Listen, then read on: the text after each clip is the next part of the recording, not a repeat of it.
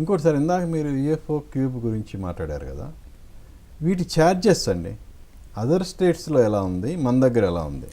ఇక్కడ ఇండియాలో కొద్దిగా తేడా లేదు, కానీ ఆ ఫారెన్ పిక్చర్స్ వచ్చిన వాళ్ళ దగ్గర తీసుకోవట్లేరు. ఏది హాలీవుడ్ సినిమాలు వచ్చినప్పుడు తీసుకోవట్లేరు. అది వాళ్ళకెందుకు తీసుకోవట్లేరు, మాకెందుకు తీసుకుంటున్నారు అనేది మేము ప్రశ్నిస్తూనే ఉన్నాం.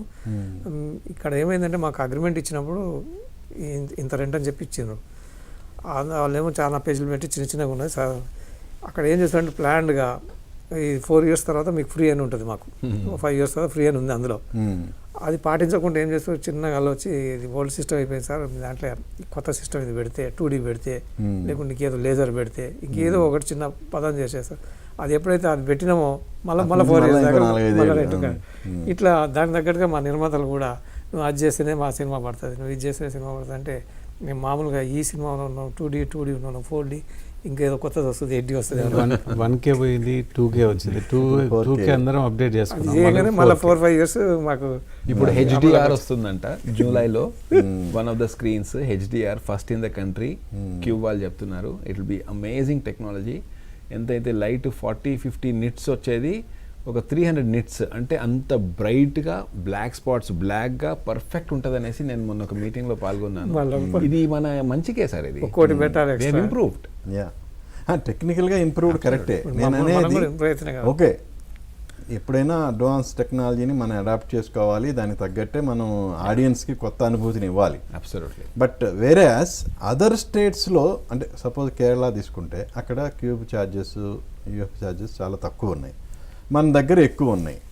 ఏంటి, ఎందుకు? దీన్ని మీ ఎగ్జిబిటర్స్ ఎవరు ప్రశ్నించట్లేదా ఏంటి? విజేందర్ గారు చెప్పినట్టు 4 years రాగానే టెక్నాలజీ చేంజ్ అయిపోయి కొత్త ఎక్విప్మెంట్ వచ్చేసి అలా జరుగుతూ వచ్చింది. మనం కాన్స్పిరసీ థియరీ అనేసి వాళ్ళు ఇదంతా ఉద్దేశపూర్వకంగా చేశారనడానికి కూడా ప్రాబబ్లీ లేదు. టెక్నాలజీ కూడా పోయిన 10 ఏళ్లలో ఒక 3-4 సార్లు ఇంప్రూవ్ అవుతూ వచ్చింది. ఇప్పుడు 4K లేజర్ దాకా వచ్చాం. ఇలా క్లియర్గా రహస్యం లేదు సార్, ఇలా మా నిర్మాతల పార్ట్నర్ కూడా ఉన్నారు. అదే ఉండి టాప్ నిర్మాతలు ఆ క్యూబుల్లో వాటిలో పార్ట్నర్గా ఉండటం వల్లే మన తెలుగు రాష్ట్రాల్లో వాటి ఛార్జెస్ ఎక్కువగా ఉన్నాయి అనేది బాగా వినిపిస్తున్నమాట. అది మీరు థియేటర్స్ ఓనర్స్గా మీరు చెప్పలేకపోతే ఏం చేస్తున్నారంటే, ఇప్పుడు సపోజ్ బాహుబలి వస్తుంది అనుకోండి, నేను సేరా ప్రొజెక్టర్ పెట్టినా అనుకోండి, సేరా ప్రొజెక్టర్ 3,000 తీసుకుంటాడు, నేను 10,000 తీసుకుంటాడు. నేను ఆ 3,000 పెడితే అలా టెక్నిక్ బాగాలేదండి, పైరసీ అవుతుంది, పిక్చర్ నాకు నచ్చట్లేదు, మీరు ఈ 10,000 పెడితేనే నేను సినిమా వేస్తా అని మాకు ఆ నిర్మాత. సరే ఇక అక్కడ 3,000 కాడ 10,000 కాబట్టి 7,000 పోయినా పర్లేదు, మనకు సినిమా కావాలని చెప్పి వాడు చెప్పినది పెట్టాల్సి వస్తుంది మిషన్. ఆ విషయం మనందరికి తెలిసిందే.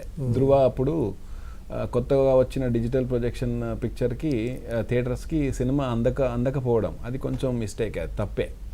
అది 8-10 ఏళ్ల కింద. ఇప్పుడు ముందు ఆ తప్పు జరగకుండా అన్నిట్లలో సార్ ముఖ్యమైనది సెంట్రల్ గవర్నమెంట్ నుంచి కానీ స్టేట్ గవర్నమెంట్ నుంచి మాకు కావాల్సిన మేజర్ సపోర్ట్ ఈ పైరసీ. ఓకే, చాలా పర్ఫెక్ట్గా వర్కౌట్ చేస్తే అది పైరసీ కంప్లీట్గా క్లోజ్ చేయవచ్చు.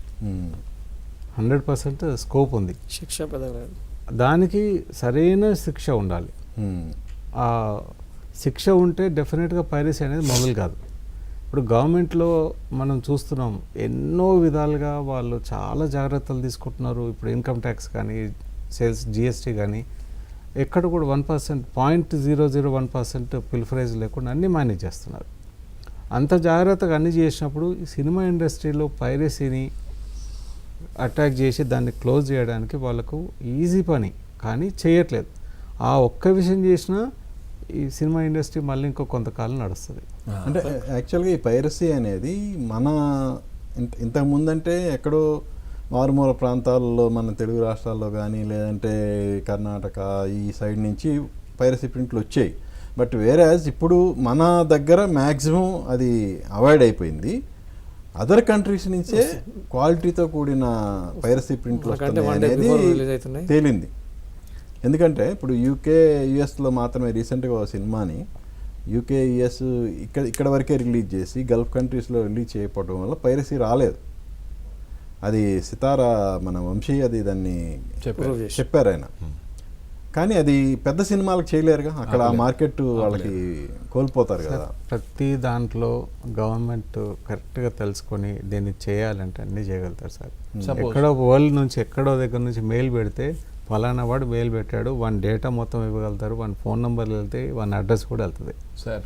అంత క్లారిటీ తోటి వర్క్ గవర్నమెంట్ చేసినప్పుడు దీన్ని కూడా కంప్లీట్గా నిరోధించడంలో పెద్ద పనేం కాదు నా ఉద్దేశంలో. ఓకే. సేమ్ రివర్స్, ఒక హాలీవుడ్ సినిమాది మన రాష్ట్రంలో ఎవరైనా పైరసీ చేశారు అనుకుందాం, ఈ హాలీవుడ్ వాళ్ళు యుఎస్ గవర్నమెంట్ ద్వారా ఇండియన్ గవర్నమెంట్ ద్వారా ఈడి దాకా చేరి వానికి పినలైజ్ చేస్తే సూపర్. సో అలా మనం కూడా వ్యవస్థ రావాల్సి వస్తుంది. మనం since we have become pan world, అది ఆపలేం కాబట్టి వంశీ గారు అన్నట్టు మన పైరసీ మన రాష్ట్రంలో మన పైరసీ సిస్టమ్ నుంచి ఆ కంట్రీకి చేరి అక్కడ పినలైజ్ చేయాల్సి వస్తుందేమో సార్, ఇంకేం లేదు. మనకు మన ఈ సిస్టంలో ఒక అజిత్ దోవల్ లాంటి వ్యక్తులు కావాలి మరి, అక్కడ దాకా రీచ్ అయ్యి అది చేస్తే we can do something sir. ఈ కొన్ని సెక్షన్లు బేరబుల్ సెక్షన్లు వచ్చిన తర్వాత ఇండ్ల ప్లాట్ల మీద దురాక్రమణ కానీ పైరసీ కానీ ఎక్కువైపోయినాయండి. వాళ్ళు స్టేషన్కి వస్తే భయపడతలేడు క్రిమినల్, తీసుకుంటావా ఇగో 50 ఇస్తా, వద్దంటే కేసు కట్టాయి. ఆ దేశాల్లో ఉండాలంటే కాదు, మర్చి మన తెలుగు ఆడియన్స్ ని ఖరాబ్ చేస్తుంది.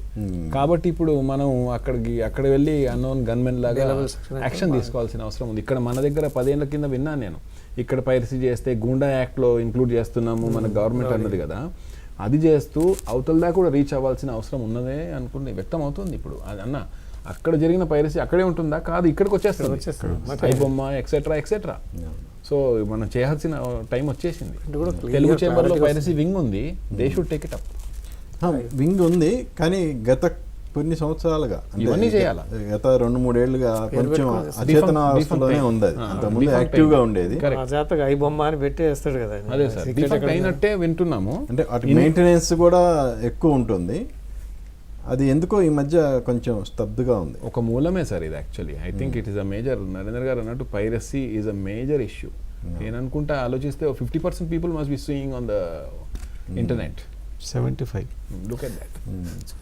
యంగ్స్టర్స్ మీరు బస్లో కూర్చొని వాళ్ళ 1.5 hour జర్నీలో సినిమా చూసేస్తారు. This can convert into number of screens. ఆ వారం ఆ డే నాడు ఇంతమంది చూడడానికి రెడీగా ఉన్నారు. This can convert into number of screens and revenue for the government.